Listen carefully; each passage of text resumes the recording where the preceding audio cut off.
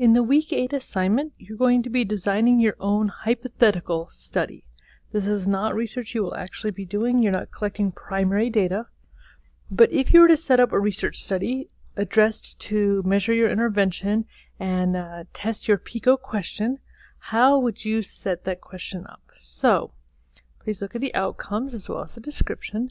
You'll notice that you would be setting up a hypothetical, again, not actually doing the research, not actually collecting the real data, but there would either be quasi-experimental or experimental, a quantitative study. If you are not sure what those two are, what quasi-experimental or experimental means, please review the PowerPoint slides as well as the content from your textbook to get a little more information on both of those. You will be answering the following prompts. Again, this is done as a take the quiz, so you can do it on a tablet or your phone as well. But with that, each of the prompts will appear. So there's 6 prompts in the instructions, and each has their own spot. You need to tell what your hypothesis is, what your educated guess is, for how the intervention would influence the outcome. So, for example, based on the sample question that we've been looking at throughout the semester, the hypothesis could be that using a walking school bus daily in low-income schools could improve attendance throughout the span of the year, or something along those lines. So you're just stating your educated guess to how you think that influence of the intervention would go over the outcome. Question 2 is, how would you select your research subjects? Make sure you address randomization, and again, that's covered in your textbook fairly clearly. You do need to have an APA reference for most of these, not for question 1, but for the remaining ones.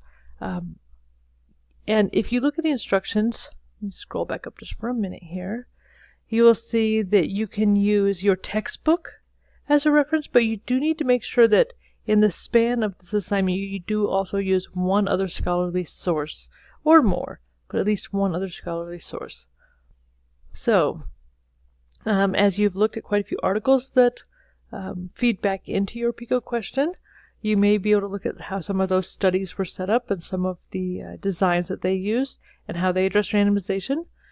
If you find a particular article that you've read that you really like their format and you like how they address randomization, once you paraphrase in your own words what you would do for yours, you could use that article as your reference to show why that would be an appropriate way to select research subjects and address randomization. You need to indicate what threats may jeopardize the validity of your study, both internal and external. Internal and external threats are specific categories that are covered more in your book. And so you could identify a few of those, either from studies you've read through on your topic or from content found within your textbook about internal and external validity. Also, what are your independent and dependent variables, and you need to label each. If you have these flip-flopped, if you label the independent variable as dependent and dependent as independent, you will receive no points for this. So please make sure you go in and look at what the difference is between an independent variable and a dependent variable and label which that is.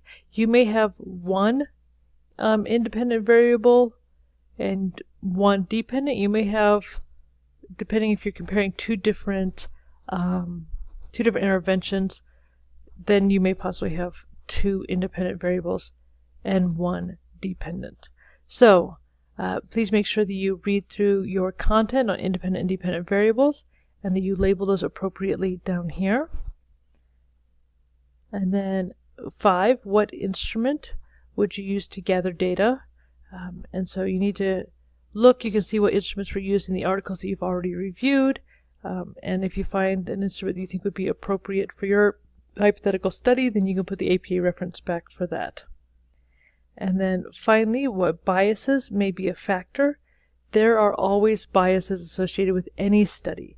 Biases can get into perception, it can get into legal realms, it can get in a lot of different aspects. So what I need you to do is think through what bias may affect your hypothetical study. Notice in this you need to provide an explanation. It needs to be a couple of sentences, a paragraph or so, but this does not need to have an APA reference for that one, unless you specifically want to reference back to your book or an article about bias. So please look through each of those, make sure those that indicate you need to have an APA reference have one listed there.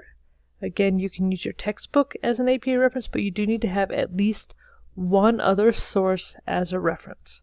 So if you have any questions, please let us know.